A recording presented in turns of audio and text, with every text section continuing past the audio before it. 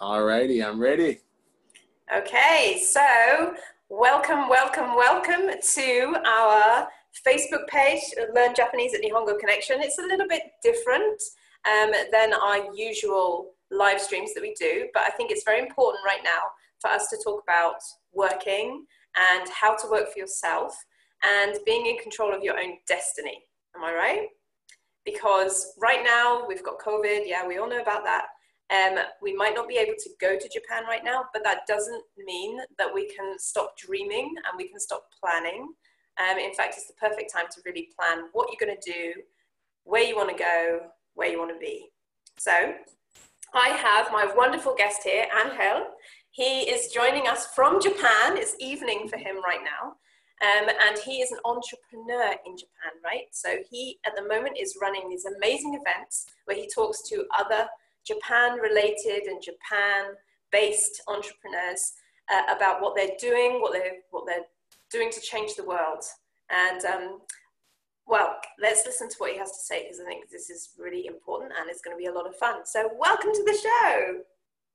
Awesome, Jessica. Thank you so much for having me. And your pronunciation of my name was perfect. I've been practicing.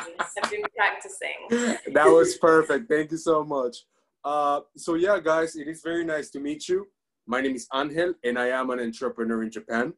I am originally from Venezuela, and I've been in Japan for 4 years. I'm 26 years old, and I hope I can help you with making a business in Japan, and let's do it. I'm grateful for being here. Thank you for having me. Awesome. So let's get your story, okay? So tell us, how did this all start? How did you end up in Japan? How did you end up starting a business in Japan? You know, take us through it. Definitely. So I'm 26 years old now, and I immigrated to America when I was 18 with my family from Venezuela. And we were living in California, and in my college, we had a lot of Japanese international students. And at the moment, I was doing some community service, and I was the president of the international club. So we had all these students from different countries. And then, like I said before, we had a lot of students from Japan, and we became super close. And, that inspired me to go to the other side of the world and see how people live. Because I come from Venezuela, right? And in Latin America, it's loud, people love dancing and are super Genki all the time. And then when you go to Japan, it's the complete opposite. And then I thought, well, if I know about Latin American culture, Western culture like America, Europe, and then I know about Japan, that'll give me a broader, view of the world. And then when I graduated in 2016, I came to Japan. And that's how I started. I was just curious of the culture and everything. And that's it. So yeah. When you got to Japan, yeah, you started off, well, how did you start your company? How did you get that push, that drive to do it? Because, I know a lot of people think, oh, you start your own business, oh, there's so much work, how, and especially in a foreign culture, I mean, I'm based in Scotland, and so I grew up in the UK. So for me, I'm like, okay, I have to figure this stuff out, but I'm in my own original culture. And you've got the language to deal with, you've got the culture to deal with, you've got the forms to fill in Japan. We all know about. Oh yeah. So where did that motivation come from? Right. That is a very good question. My dad is an entrepreneur. So in Venezuela, when I was growing up, I always saw my dad being his own boss, and he was always doing his own thing. And in first world countries, when you work for a company, the company takes care of you, and the government, if you are unemployed, the government helps you. But in countries like Venezuela, where everything is so unstable, that's not a possibility. So my dad was an entrepreneur. He still is. But when we were in Venezuela, I saw him growing up, and I'm like, I want to have my own business. I want to do my own thing. When I came to Japan, it's funny because usually when foreigners come to Japan, they usually come with a 4-year university degree. They come with a skill, language teaching, or they're engineers, or like interpreters or whatever. But I only went to community college. I studied film, and I didn't know any Japanese. So there were no possibilities for me. So I basically started hustling. I taught English for a little bit, and then I worked for so many like eikaiwas and English companies, and I always clashed with like the boss and like the co-workers and everyone. Like I always clashed, and I was fired many times, or I was like, and the reason is, there were many things that I personally needed to improve, but I noticed that my personality did not match working for a company. A lot of people think you gotta work for a company to make money and support yourself and your family, but that's not true. Because some people just don't have the personality, and I definitely don't have it. So me and I did some marketing work, and I worked for a Japanese company, and I just didn't like it. And I said, you know what? Either I start my own business, or like, I don't know what I'm gonna do. So I started finding myself in a spiritual way, and I found the things that I was good at, and I studied Japanese like crazy, and I turned that into a business. So that's how I started my business. Yeah, so if you just have that motivation, and do you know what? I think you said you just went to community college, but actually, I think we kind of get a little bit brainwashed when we go into education that that's the only way to do things. So I did go to university, but I wasn't the most skilled of students, shall we say. I just prefer to do than to think. I get that sounds really weird, but I just want to get out there and do stuff, you know, sitting down and writing essays upon essays upon essays. I had been trained, I guess, through high school to think that that was the way that I needed to live my life, that, you know, I needed to stay on, I needed to get a degree, and then once I had a degree, you know, I was supposed to go work in an office. And I got there, and I ended up working at the Japanese consulate in Edinburgh. You know, that could be a lifelong job. Sure. The person that was the next longest serving person from me had been there for 8 years. You know, nobody quit. You know, we said as a joke, golden handcuffs, because they paid really well, and the job was super easy in what you were required to do. But for me, there wasn't enough of a challenge, not a challenge, but more enough of, well, I guess it was a challenge. They weren't asking me to really come up with something new and exciting. There was always this set pattern of events that took place, and whenever I'd say, oh, you know, that event we could do this, and it was like, oh, we've never done that before, so no, we're not going to do that. We'll just do what we've always done. And I was like, but I can see ways to improve it. You know, we can make it more beneficial to the people who are coming, you know. But no, it wasn't what they were looking for. They just wanted me to do what needed to be done and not stretch myself, and that frustrated me. Right. Right. Why do you think they never like accepted your like creative proposals? Like why do they always say no? I just think because it would be more work for them as well. Ah, okay. Right? If I would just do what we needed to do, so the Japanese are so good at systems, right? That Right. there's a system that works and they're going to stick with it, even if it's like faxing from the 80s, you know. It's like it still had the fax machines. It's like, no, we could like photocopy, not photocopy, rather, we could just take a photo and then send this. No, we're going to fax it. So This. it was like, okay, well, we'll fax it. But I just want things to be a bit more exciting. I think I'm Right. always trying to inject a little bit of excitement into everything I do, a little bit more Right. fun.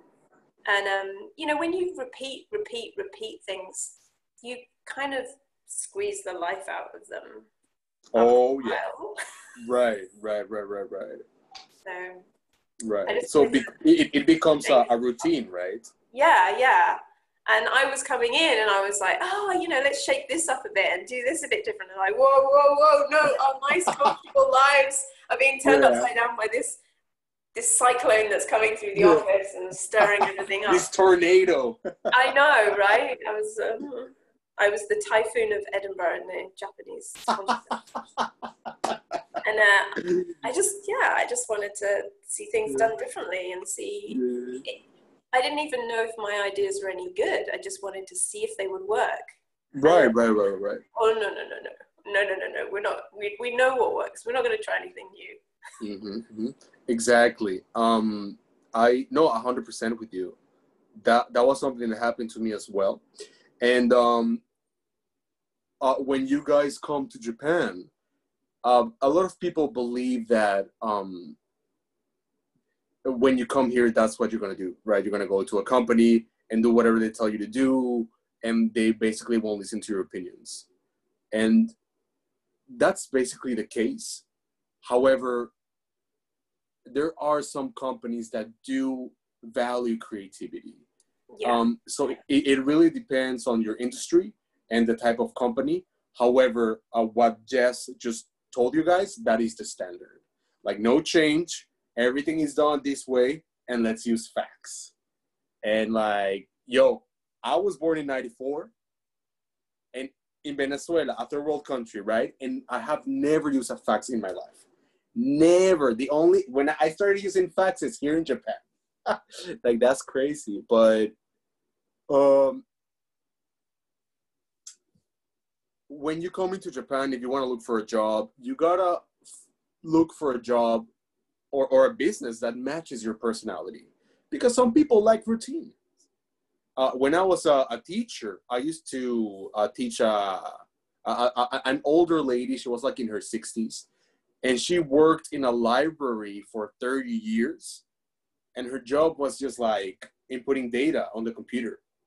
Like the data from the books, like everything on the computer. And she did that for 30 years and she was happy like that. And more power to you, but that's definitely not something that I would like to do. Yeah, I mean, I've worked with people who they are happy in the job because they know what they're doing. Mm-hmm.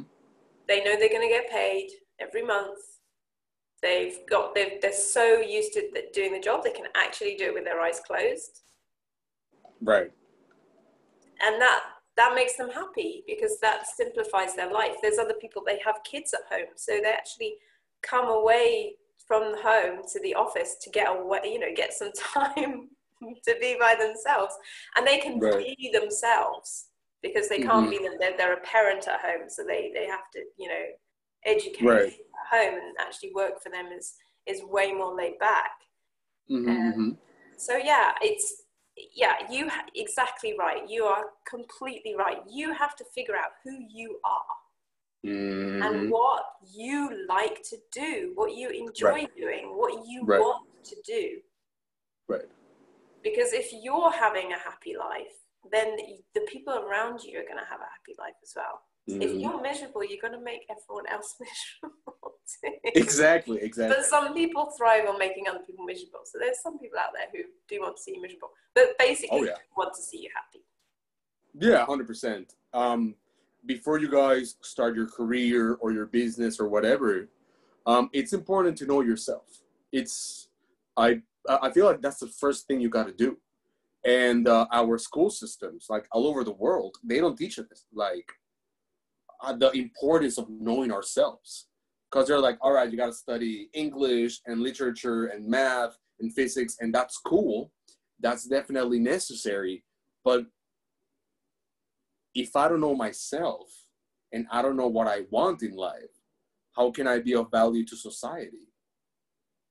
Because maybe my parents tell me, like, you got to be an engineer, but I'm a creative, I'm not a numbers person. So that's not going to work out. And I believe before you start anything, like, your priority is to know yourself. Yeah. And based on that, like Jessica said, like, you'll do what you like and what you're good at, and everyone benefits from it. You benefit from it, your family and society benefit from it.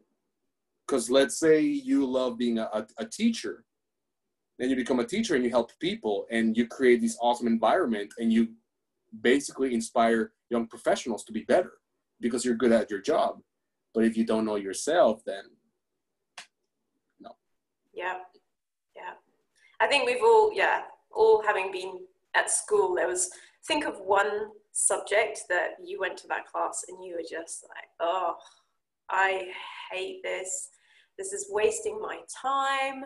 This just, you know, and you are so glad when you get out of that school and you know how you no longer have to do that subject and you can just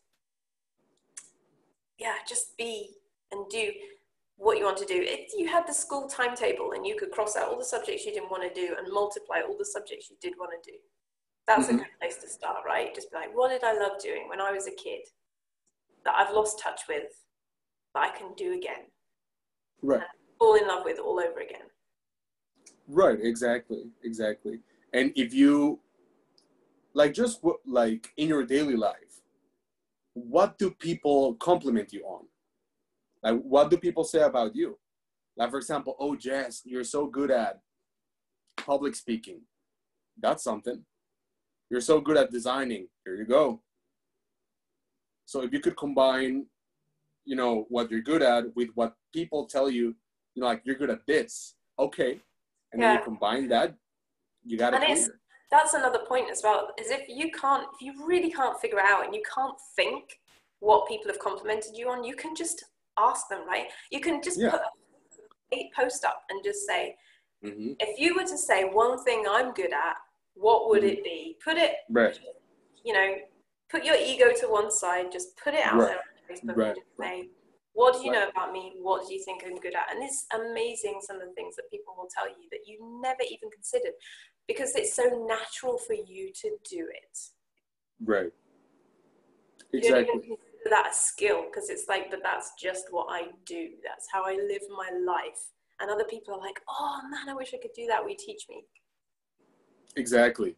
And I feel like once you integrate those things, they become a part of you.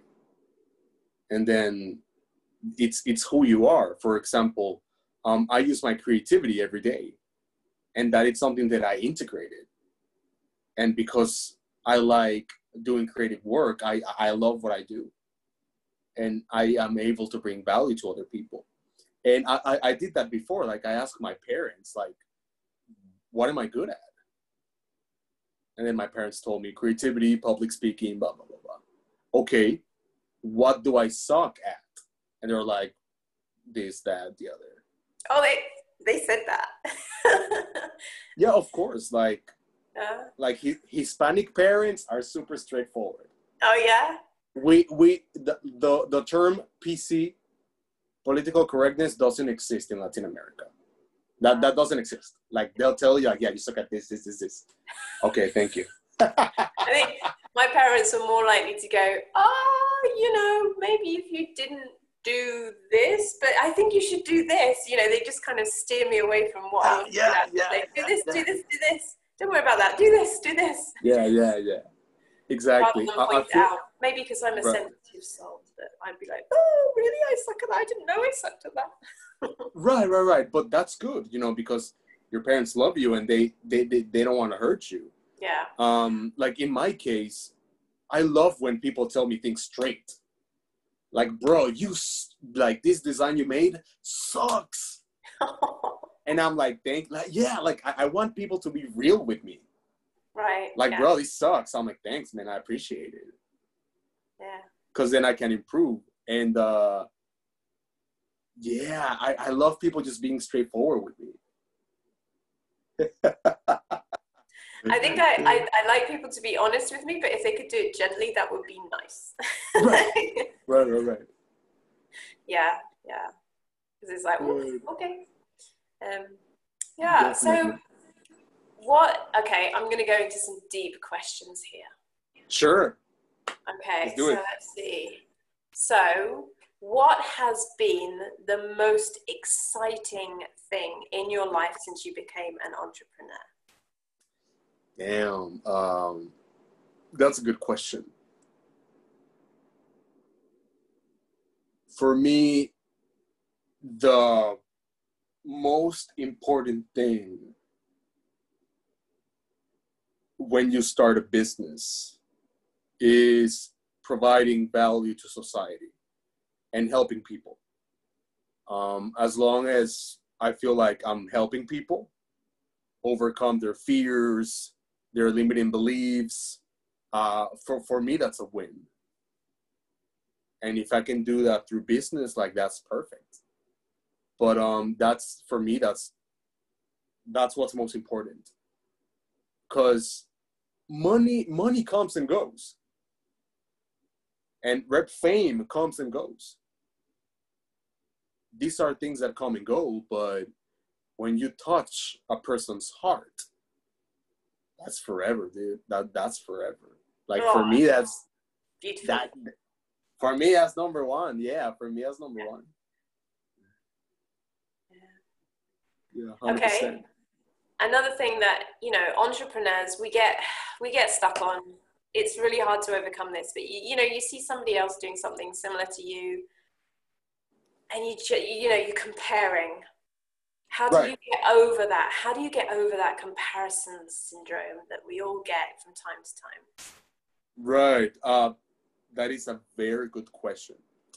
And Jess, let me ask you a question. Have you heard of the unicorn method? No. What's the unicorn method? All right. Do you know Joe Rogan? I've heard the name.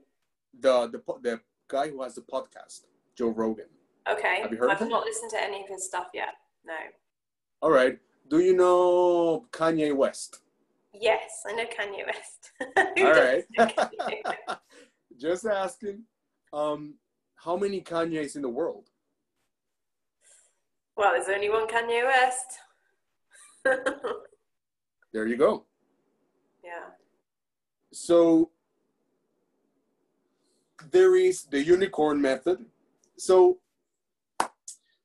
this is a little bit esoteric, but there's two ways of seeing life.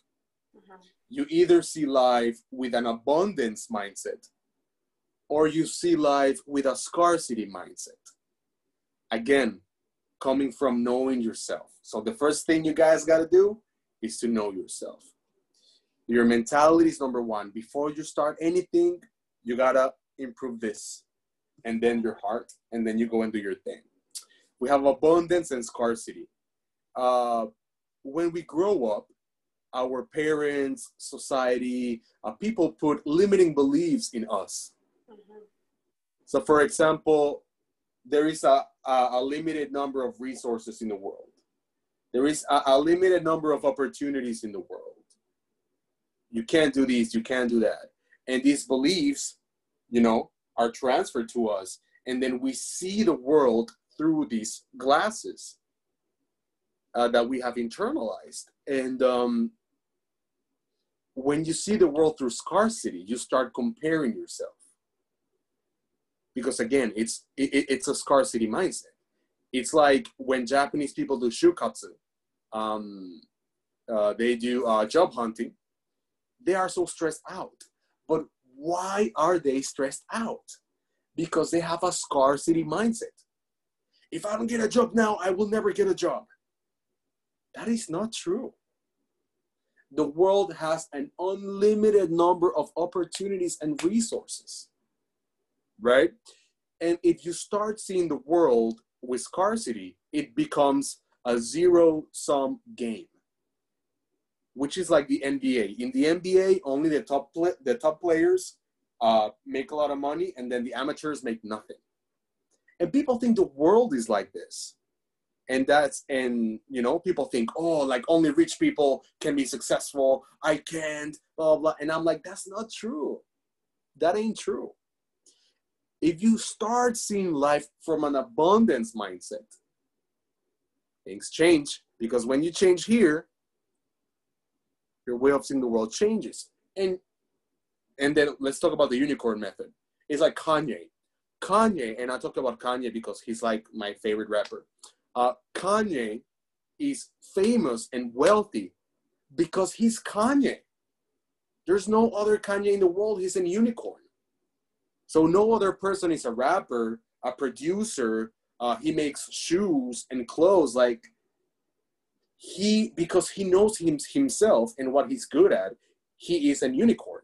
And he uses his God-given talents to improve society. So no one can compare to Kanye because there's only one Kanye, right? And then if you have a company and there's a competitor, competitors don't exist. The only competitor is the one in your mind. Mm-hmm. When you start, oh, my competitors, I have to compare. Nah. You do your own thing and do things your way, and you don't have competition. Mm-hmm. Because who's going to compete against me if I am me? Yeah. And I am good at being myself. So who else is going to, like, that doesn't exist. So great artists and athletes and people who change the world never compare themselves to anyone else, only themselves. Yeah. And that's the only way you can be successful. Because if you start your business and you be like, oh, but this guy is doing this, I have to step up my game. This girl is doing that, I have to step up my game.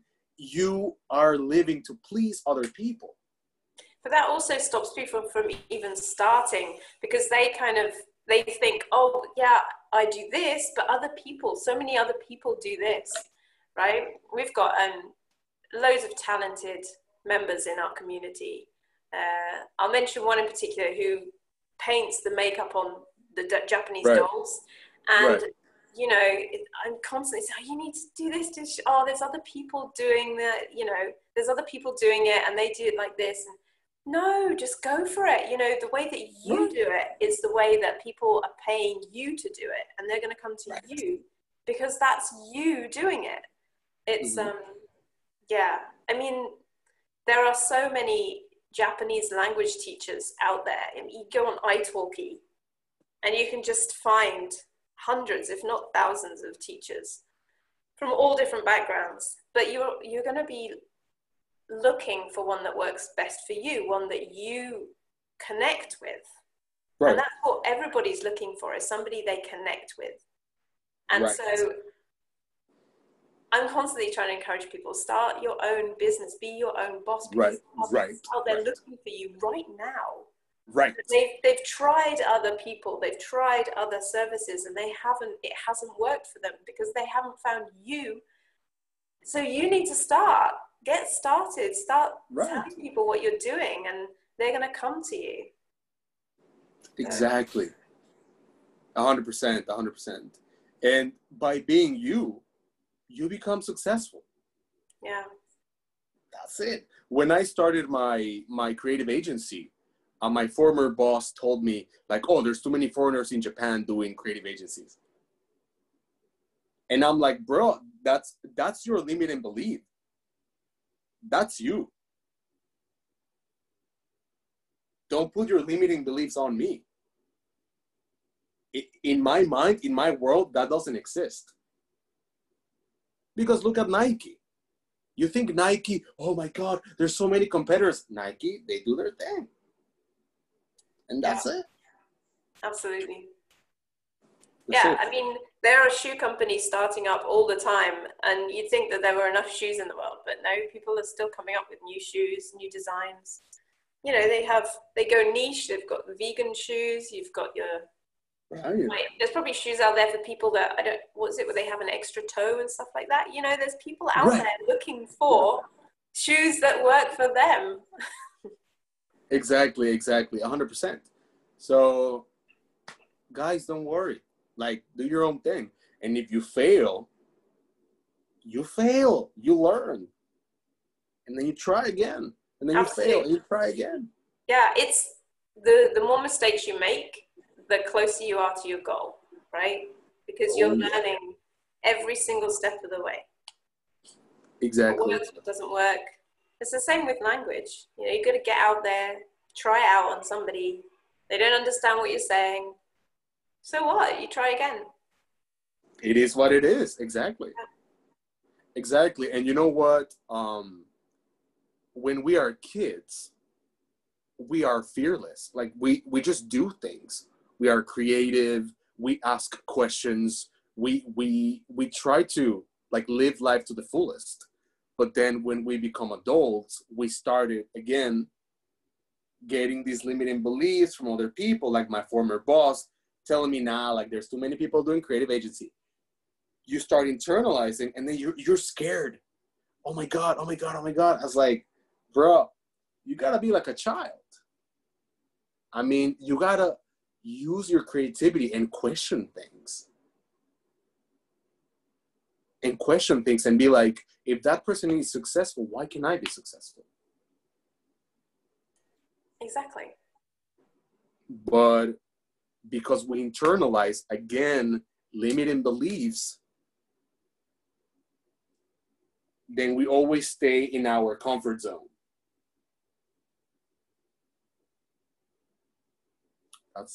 That's for me, that's super sad. Because then when you're like 96 years old and you're on your deathbed and you're like, oh, I didn't do this, I didn't do that. But like, dude, go pursue your dream. So when you're in your deathbed, you're like, you know what? I'm going to die peacefully because I did everything I wanted to do. And then have you seen those interviews with the elderly that people do? People that have, you know, they just ask them, oh, what do you regret from your life and things like that. And they go round and they're, I worked too much, or nobody ever regrets spending too much time with their family or having too much fun. You know, it's worked too much, or didn't spend enough time with family, or didn't pursue my dreams, or, you know. Kind of project into the future and see yourself sitting in your Ryojin home, or, you know, if you go into an elderly home, or maybe you go while you're water skiing at 99 years old. Who knows when we're going to go, right?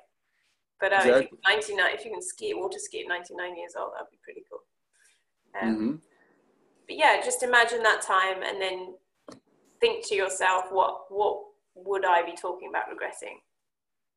Exactly. And then change that outcome. Exactly. And when you realize, and I think Steve Jobs said this, like when you realize that you're mortal, that you will die one day, that really pushes you to do something.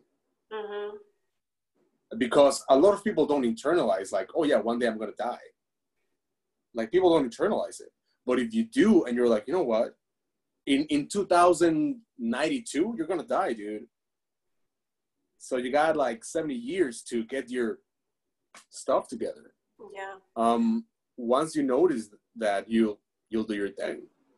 Do you know, whenever I've kind of followed a really successful entrepreneur's life,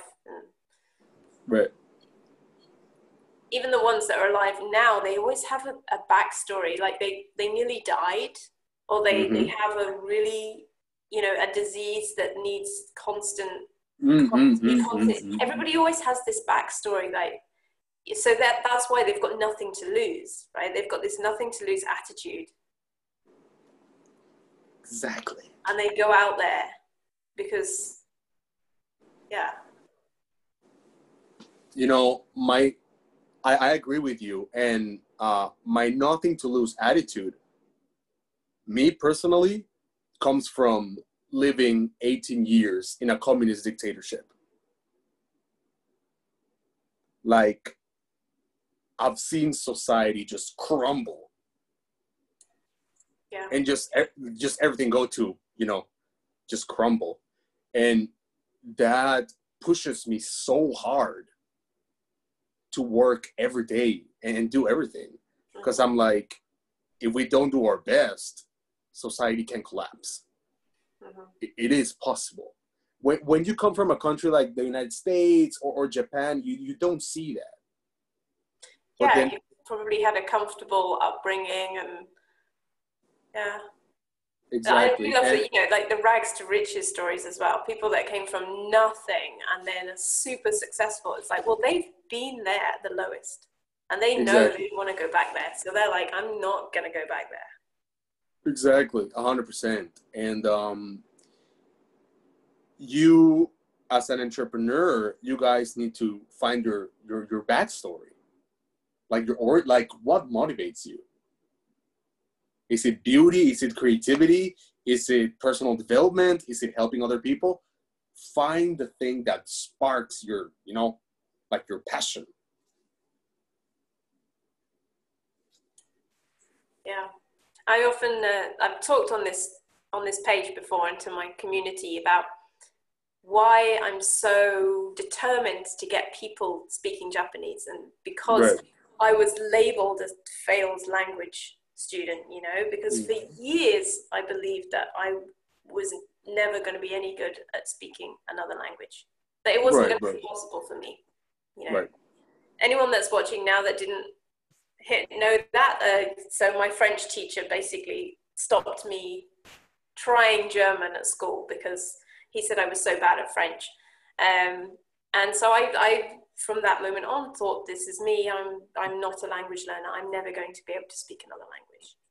And then the Japanese language just kept running after me, going, "Come on, learn me." I was like, "No, I don't want to." Yeah, there's a whole other story anyway. We won't go into that on this interview.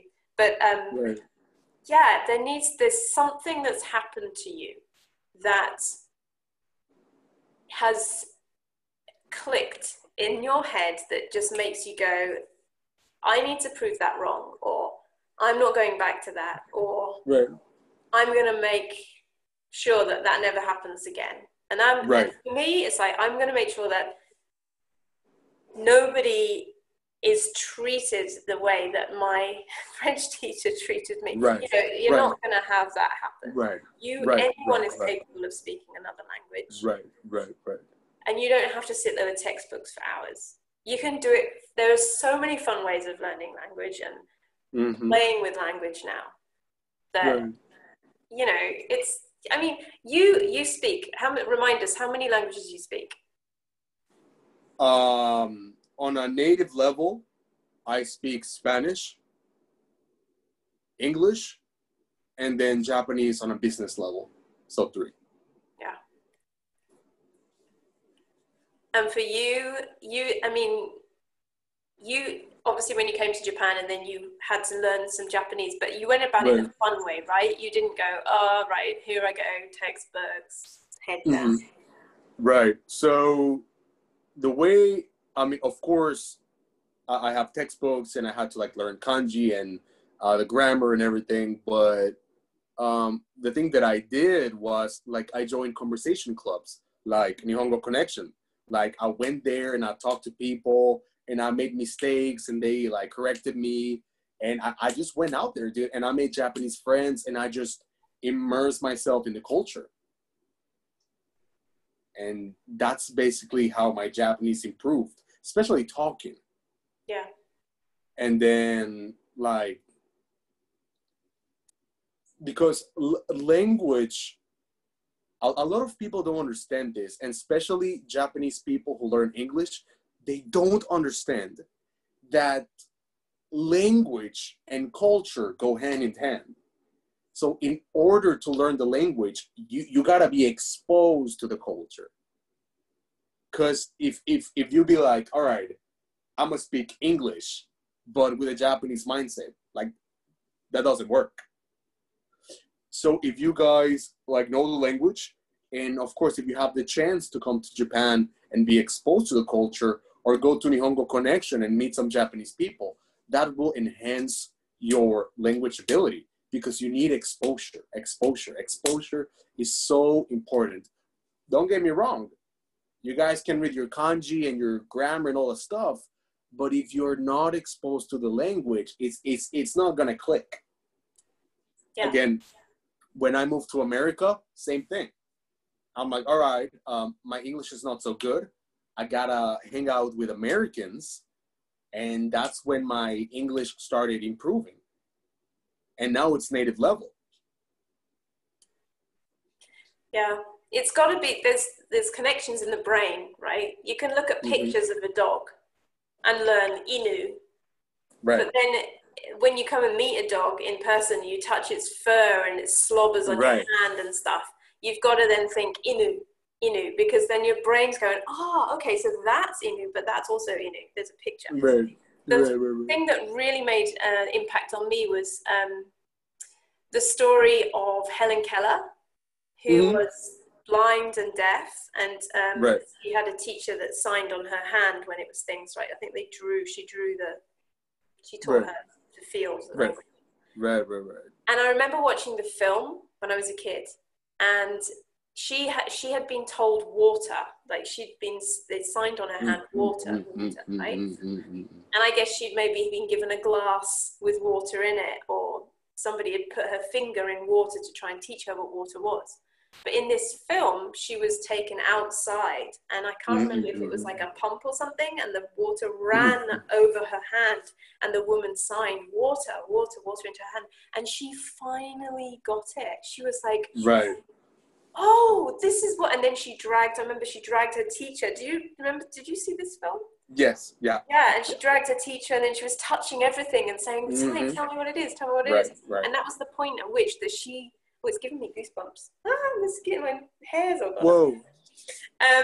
Just that, it was at that point that the connections were made. The brain went, oh, you're teaching me language, you're teaching me things. I'm learning what these things are. And it's that point that you're trying to reach in Japanese. And if you've just got those textbooks and those words are just written out, or there's pictures on cards and things. Right. It's great, but the brain's kind of going, it doesn't mean anything to me. What's this, Right. And you need to have that real life experience. You need to feel that thing. You need to feel the emotions of feeling that thing. You need to smell the flowers. You need all the senses to be involved. To then have that, I don't know, synapses or something. I'm not right. Person, but it goes and then you've got those jigsaw pieces slotted in together. Right. Yeah, 100%. And then when these pieces come together, then you can call yourself bilingual.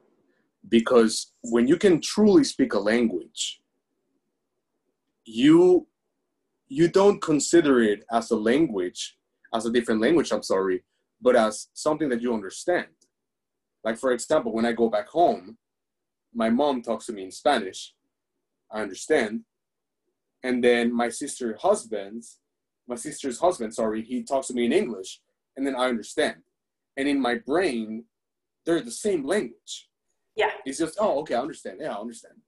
And that's when you become a true bilingual or trilingual. Yeah. I remember being on the phone to my mom when I was in Japan and talking about a conversation I'd had with somebody.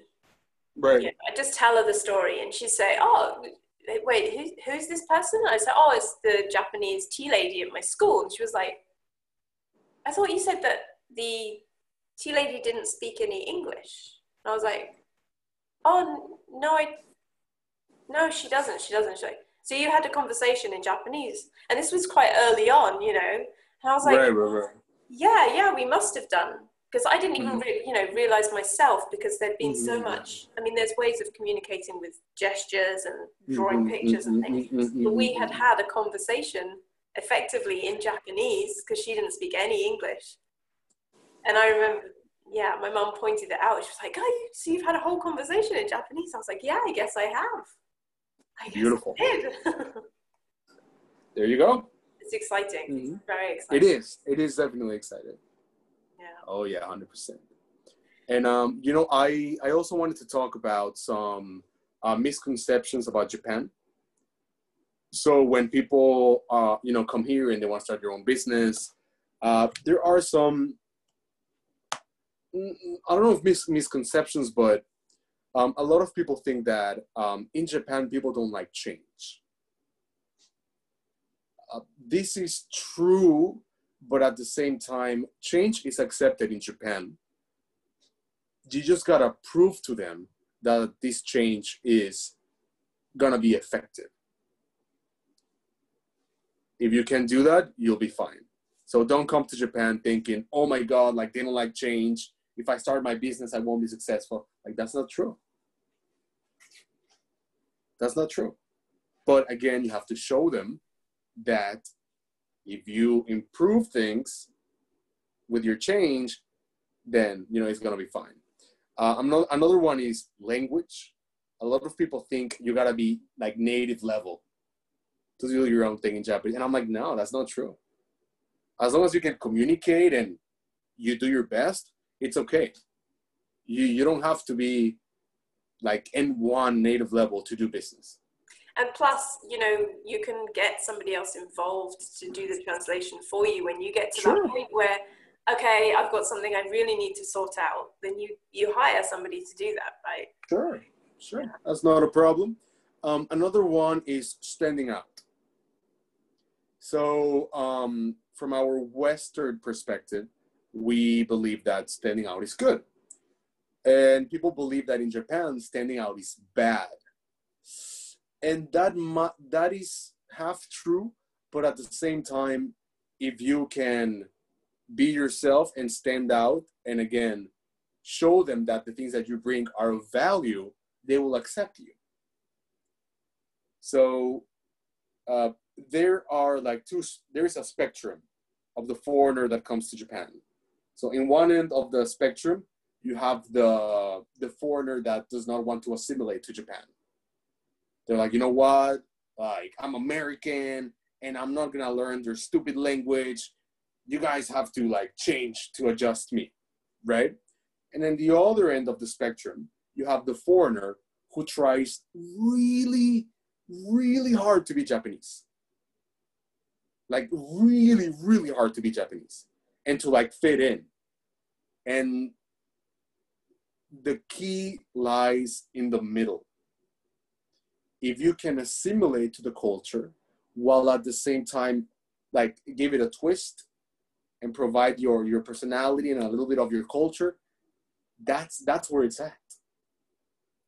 So I've seen a lot of foreigners who come here and they try so hard to be Japanese. So hard.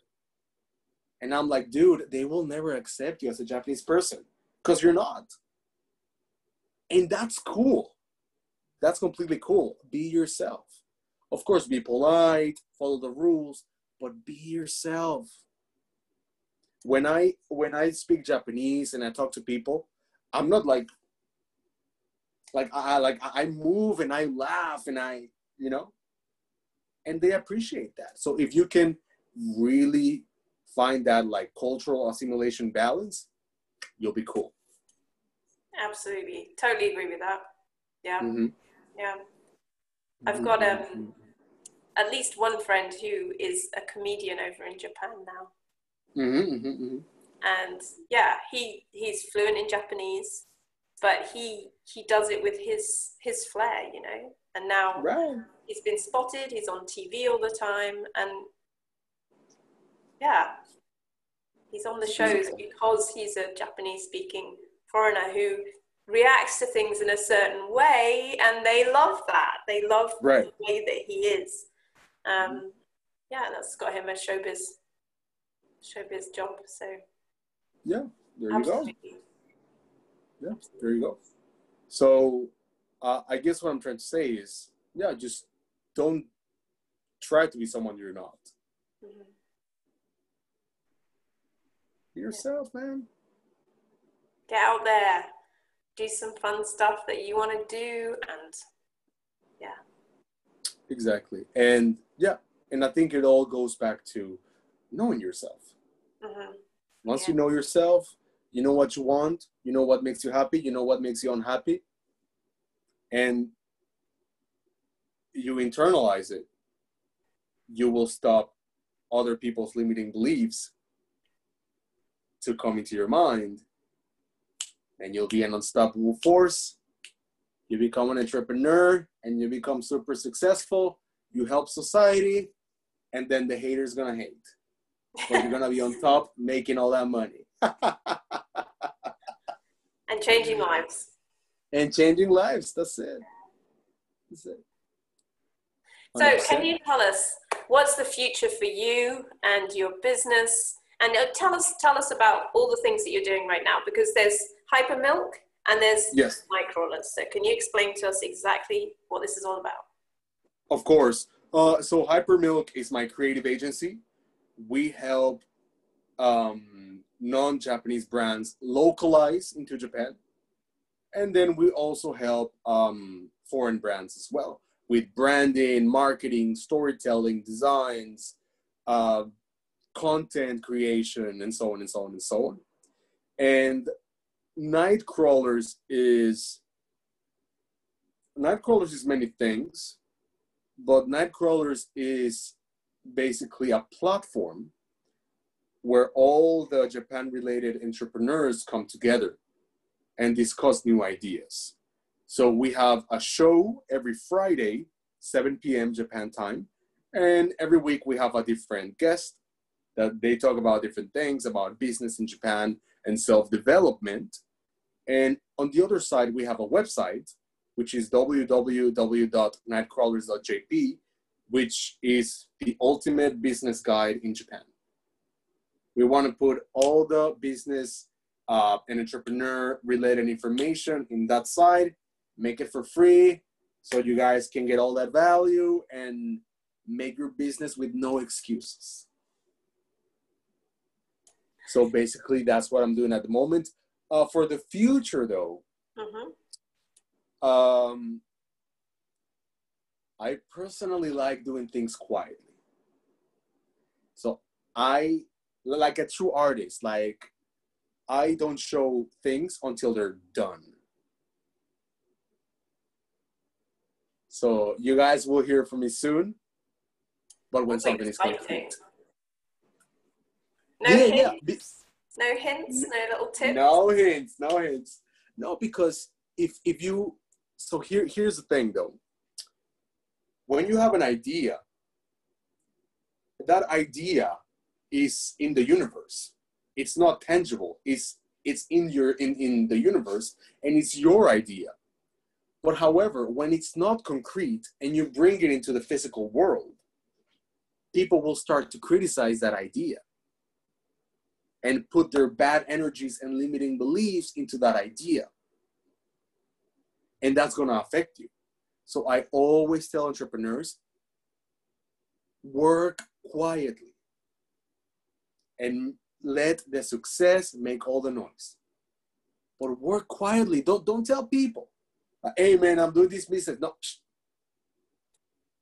When it's done, I'm going to announce it. Oh, interesting. Yeah. Okay. See, that's a very different approach to the approach that I heard about, which was more tell people what you're planning to do, and people will come to help you make that plan happen, because people want you to succeed, right? So it was, because when I started out, the coach I had at the time just said, just tell people that's what you're doing, because the more people you tell, they'll tell other people, and then people will come because they've heard what you're doing. Right. But I can see, yeah, I can see your point with that. Yeah.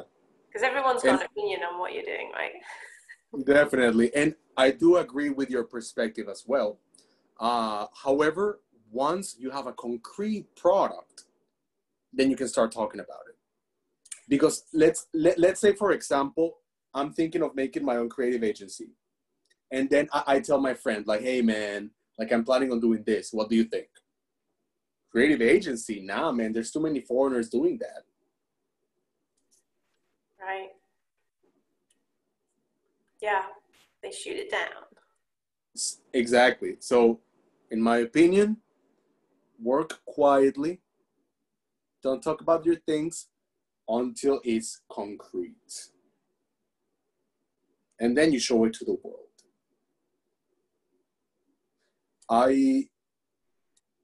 For me, I'm a very friendly person. I love having friends and talk to people and all these things.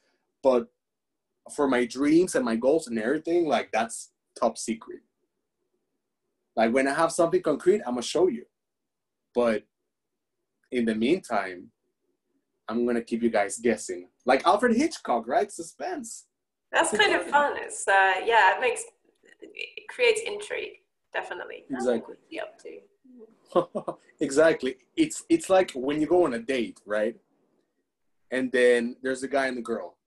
And the guy tells her everything. There's no mystery. Right.